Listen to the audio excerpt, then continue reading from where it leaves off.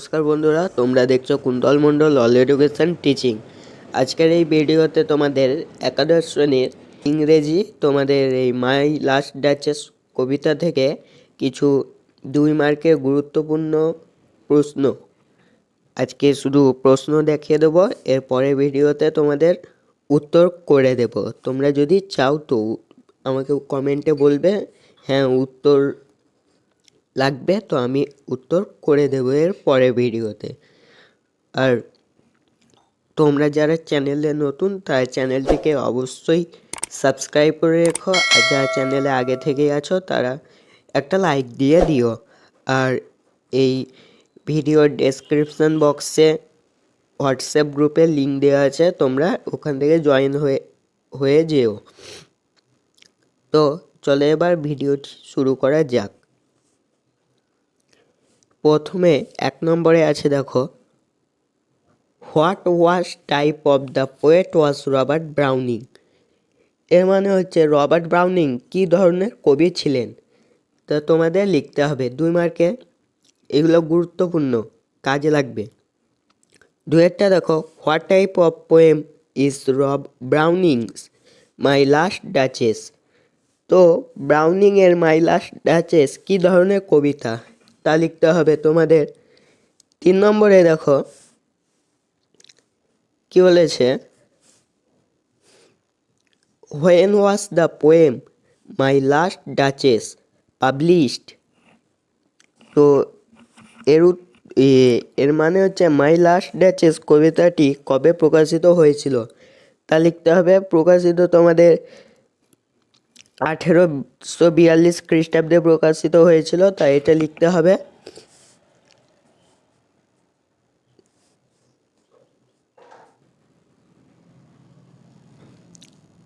এবার তোমরা 4টা দেখো কি বলেছে, what was the original title of the poem and when did Browning change it.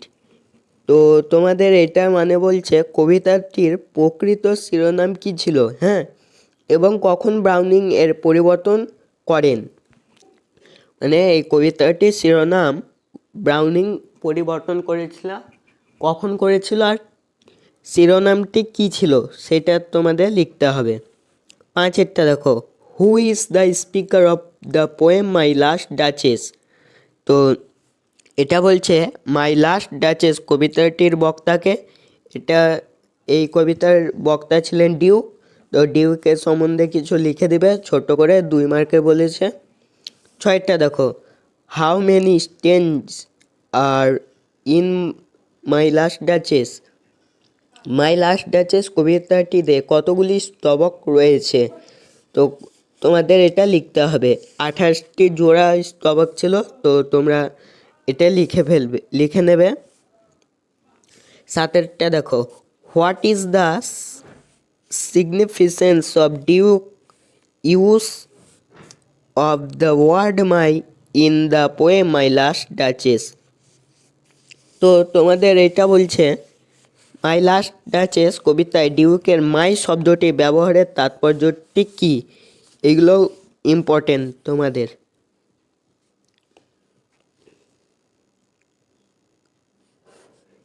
8-এরটা দেখো কি বলছে, what is the significance of the word last in the title of the poem My last Duchess. এটা মানে বলছে মাই last duchess কবিতাটির শিরোনামে last শব্দটির ব্যবহারের তাৎপর্যটি কী। এর আগে ছিল তোমাদের মাই শব্দটির তাৎপর্য, এবার বলেছে লাস্ট। এই দুটো ইম্পর্টেন্ট, তোমাদের একটা পড়তে পারে এই দুটোর মধ্যে। 9টা দেখো, what is the significance of first last duchess. হ্যাঁ, তিনটের মধ্যে তোমাদের একটা দিবেই। এটা বলেছে লাস্ট ডাচেস শব্দবন্ধটির তাৎপর্য কী, এটাও বলেছে এর ব্যবহারের তাৎপর্য লাস্ট ডাচেস। তো 10-এরটা দেখো, what does the title my last duchess suggest. তো এটা মানে বলছে মাই লাস্ট ডাচেস শিরোনামটি কিসের ইঙ্গিত দেয়। হ্যাঁ, এটা কিসের ইঙ্গিত দেয়? তো তোমাদের লিখতে হবে এর সম্বন্ধে কিছু।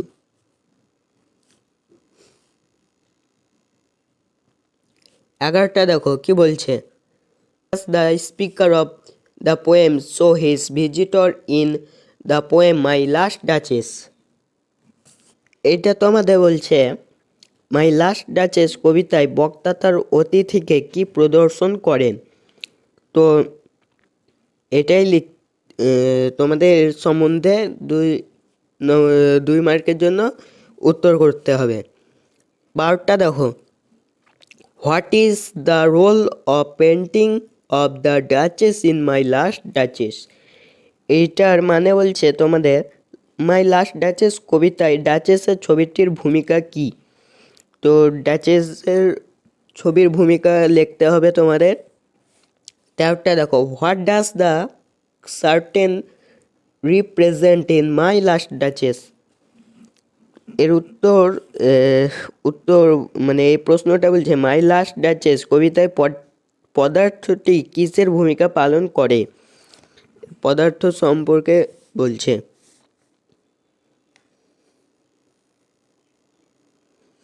14টা দেখো এবার কি বলছে তোমাদের, what does the opening line that's My last Duchess painted on the wall establish. তো তোমাদের বোঝাতে চেয়েছে যে এটা that's My last Duchess painted on the wall, এই লাইনটি কি প্রতিষ্ঠা করে। তো তোমাদের এই লাইনটা কি প্রতিষ্ঠা করে তো তোমাদের লিখতে হবে। 15টা দেখো,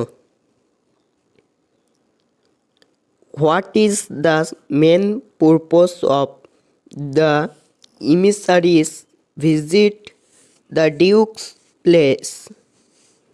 তো এটা বলছে তোমাদের ডিউকের প্রাসাদে প্রতিনিধির আগমনের মূল উদ্দেশ্য কী ছিল। এটা কিন্তু গুরুত্বপূর্ণ প্রশ্ন। 16টা দেখো, how do we know that it is a very good painting. তো কিভাবে আমরা জানতে পারি যে অঙ্কিত চিত্রটি অতি সুন্দর, তোমাদের এটা বলছে কিন্তু। এবার 17টা দেখো, হু ইজ ফ্রা পান্ডলফ। ফ্রা পান্ডলফ কে ছিলেন, ভেরি ইম্পর্টেন্ট। তারপরে বলছে why is painting used in the poem My last duchess. My last duchess কবিতায় ছবিটির ব্যবহার কেন হয়েছিল, এটা ইম্পর্টেন্ট, তোমরা ভালো করে এটা প্র্যাকটিস করে নেবে।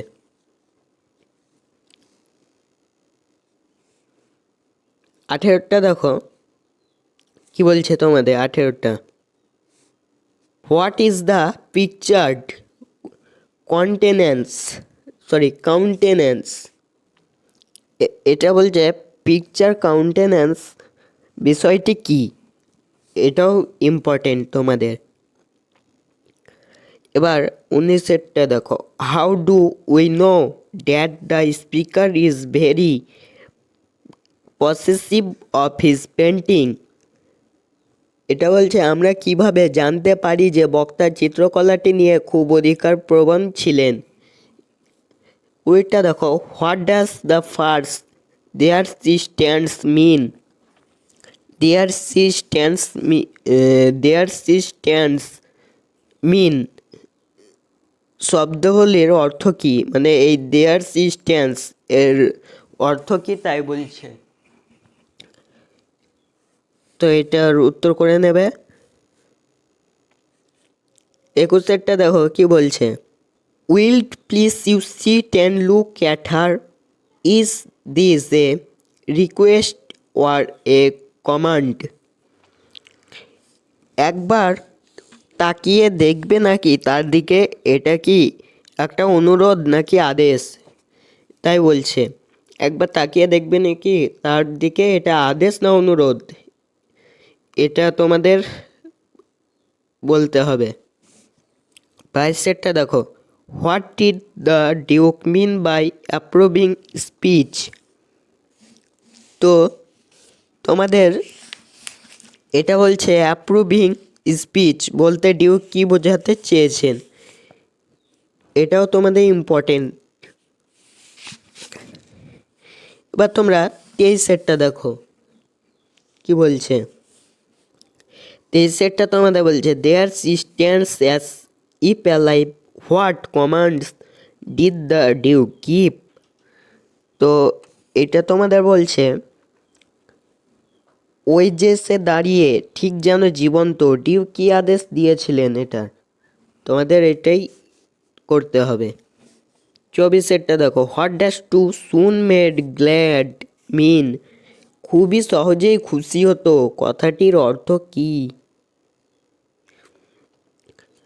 ওকে,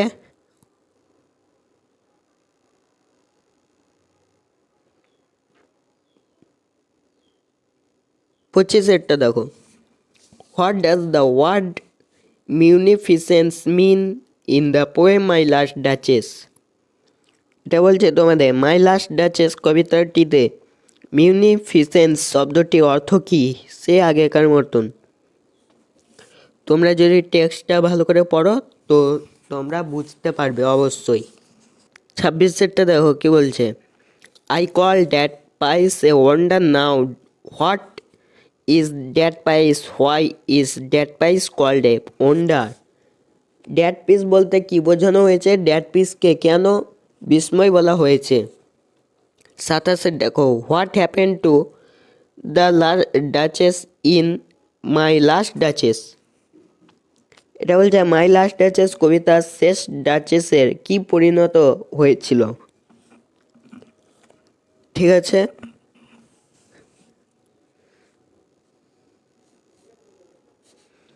আঠাশেরটা দেখো কি বলছে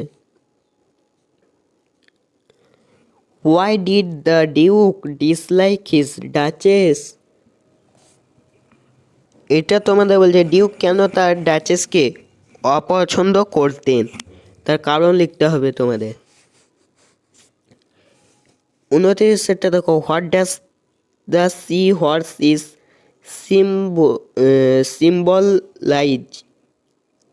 সিম্বলিজ ইন মাই লাস্ট ডাচেস। এটা বলছে তোমাদের মাই লাস্ট ডাচেস কবিতায় সেন্দ্র ঘটক কিসের প্রতীক। হ্যাঁ, এটা লিখবে। 30-এরটা দেখো what is the symbol of Neptune in my last duchess. এই কবিতায় নেপচুন কিসের প্রতীক, নেপচুন কিসের প্রতীক তাই লিখতে হবে তোমাদের। 31-এ দেখো হু ইজ ক্লুজ অফ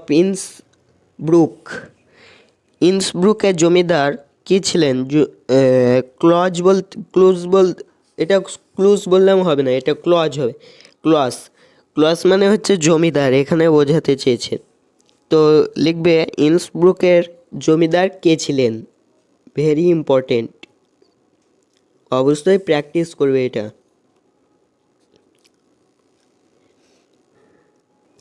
এবার 32-এরটা দেখো who is Neptune in my last duchess. My last duchess কবিতায় নেপচুন কে, এটাও ইম্পর্টেন্ট। 33-এরটা দেখো what is suggested by the duke's ravings about the duchess behaviour. এটা বলছে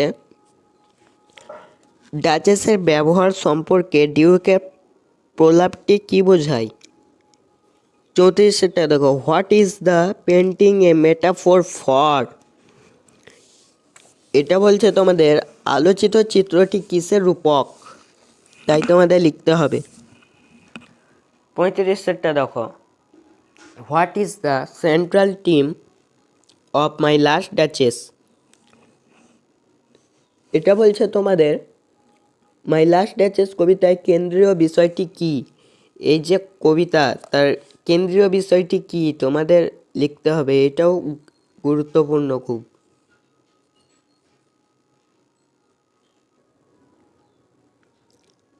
36-এরটা দেখো use any 5 adjectives to describe the character of the duke. ডিউকের চরিত্রটিকে ব্যাখ্যা করার জন্য যে কোনো 5টি যথার্থ বিশেষণ ব্যবহার করতে বলেছে তোমাদের।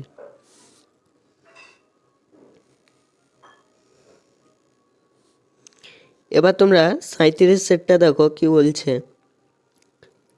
White literary movement does Browning's work prefigure. তো তোমাদের এটা বলছে ব্রাউনিংয়ের কাজের সূচনা পর্বে আমরা কোন ধরনের সাহিত্যিক আন্দোলন পাই। হ্যাঁ, তোমরা 38 দেখো। What is the significance of the Italian Renaissance sitting in the poem My Last Duchess? রেনেসেন্স মানে হবে তোমাদের নবজাগরণ। তো এটা বলছে মাই লাস্ট ডাচেস কবিতাটিতে ইতালীয় নবজাগরণের বিন্যাসের বৈশিষ্ট্যটির অর্থ কী তোমাদের লিখতে হবে। 39 দেখো। What was the gift Duke had gifted to the duchess. Duke তার ডাচেসকে কী কী উপহার দিয়েছিলেন তা তোমাদের লিখতে হবে। 40 দেখো। What does all smiles stopped imply in my last Duchess. সভাসি থেমে গেল মাই লাস্ট ডাচেস কবিতায় ব্যবহৃত বাক্যটির অর্থ কী তোমাদের লিখতে হবে এটা।